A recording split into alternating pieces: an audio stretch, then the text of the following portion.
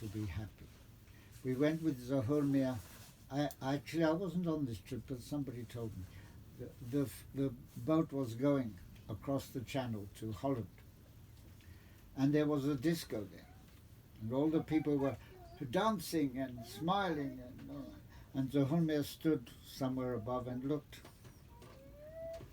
He did not go, tut, tut, tut. He said, it's interesting how people amuse themselves before they reach the end of the journey. And this is what we will all reach the end of the journey. We will all reach the other side. We cannot avoid that. It is true of everyone. It was true of the holy prophets. It is true for us. We will reach the other side. Now, do we want to spend our time pretending to be happy, laughing and dancing and drinking and all these things? Do we want to do that? But we are not ready when we reach the other side. Or do we want to make our life one that when we reach to that other side, as the Quran says, we are pleased with Allah. He is pleased with us. We wish to make the journey something more than just pretense. It is not pretense. Make it real. But understand that the real purpose of our life is not merely to enjoy ourselves. Service. That is what the meaning of service is. How can we serve Allah? He has no needs. He has no needs. We can only serve Allah by serving people. That is our purpose. If we serve people, we serve Allah. Ali Baba said to me, Jamil, what work do you do? I said, I'm working as in social service. He said, the service of mankind is the service of Allah. So Hulmiya had said very similar words.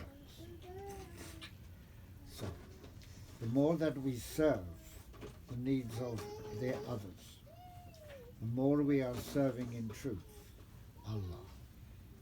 The more that we serve only our own self and its wants and desires, the further away we are from the service of Allah. Try to serve and to serve others. How can we serve others? I don't mean we walk in with a tray and give them a cup of tea. No, that also is all fine. It means that when others have difficulties, when others are suffering, when others get themselves into difficulties, we give them a good ear. We listen to them. Listening to them is not just a casual thing. We listen, we show that we are listening. We are hearing what they are saying. That is our service. And it is in truth a service to Allah, not to that person. We really do nothing for that person, but we try to serve them because we want to serve Allah.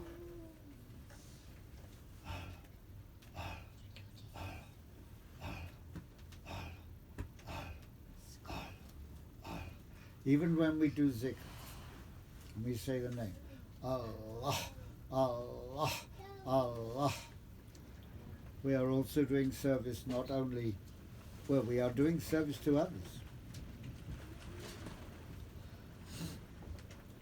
Even if we have a place like Zohori Manzil, which we have also in Manchester and in Konya, and people come and they listen and they hear and they feel and so on. We are providing service for them, but in truth, the service is for Allah and Allah alone. We should not fall into the trap of thinking we are doing anything for others.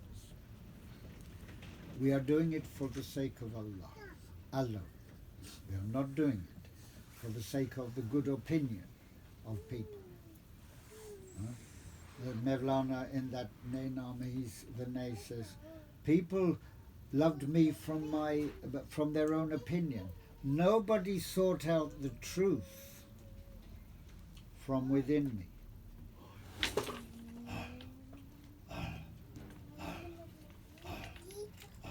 And that is also something about Sema. What is Sema? Sema, they call it in Turkey. Sama. They call it in India, Pakistan. Yeah. It is not listening to music. No. It is definitely not listening to music. People listen to it and they think they are listening to music. If you are hearing the music, you are not in Sema. It happened one time that I was asked to, by the grace of Allah, the turning came to me. I did not train in it, but it came to me. And then people said to me afterward, "Oh, you must like that Qawwali very much." I said, "What Qawwali?" What Qawwali? You stop hearing the music, you hear the divinity itself. Music is a diversion, as a matter of fact. But it is useful. It takes the person to where they may go. But like every other vehicle, and zikr is the same, like every other vehicle. It takes you there. It is not the goal. The goal of our life is not to do namaz. The goal of namaz is to reach to the goal. Huh? If you do namaz and you think that you have reached the goal by reading namaz, you have not. It's like going to the car. You get to the car, but you still not have done the journey. Of course, you have to go to the car, get in and drive. But you have to reach some place, you have to have some place to go to. Namaz is only a means to go there.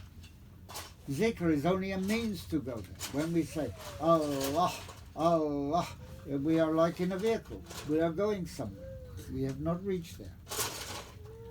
Huh?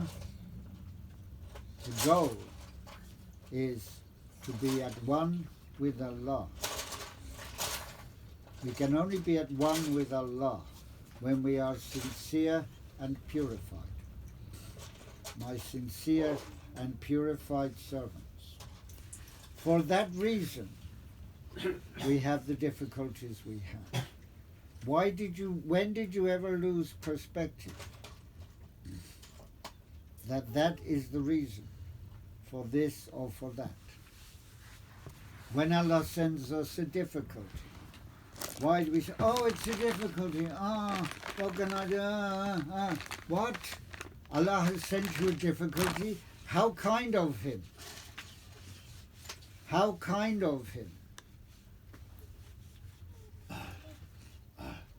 Now, do you look at the difficulty? Zahur Mir used to talk about this a lot. Do you look at the difficulty? Oh, it is this difficult, that difficult. Oh. You look at the difficulty. No. You turn it around and you look at the one who sent the difficulty. Allah, you have sent me a difficulty. Please, send me the solution to this difficulty. Look to the one who sent it. And that is his test for you. If I give you a difficulty, do you look to me? Or do you just sit and look at the difficulty? Prophet Ayub, Job, Ayub. It is famous. He was, Allah sent to him many difficulties. He had children, they died. He had this went wrong. His health, that went. Everything went. But he did not lose his faith in Allah. That is why he is associated with the word sabr, patience. To be as patient as Job, Ayub. He looked only to Allah, and in the end Allah gave him everything back. 10 times over. The test was, And it is said, I don't know if it's in the Quran, but in the Bible it says, Shaitan said to Allah, he will not look to you if you don't send him all the blessings. But he did. He looked only at Allah. He looked only at God. He looked only at the beloved. And he was truly patient. Sabr. That is real sabr.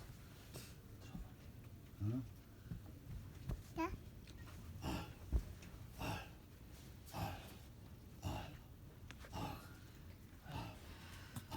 Have patience. Mevlana, you know, in the Masnavi, he writes it many times.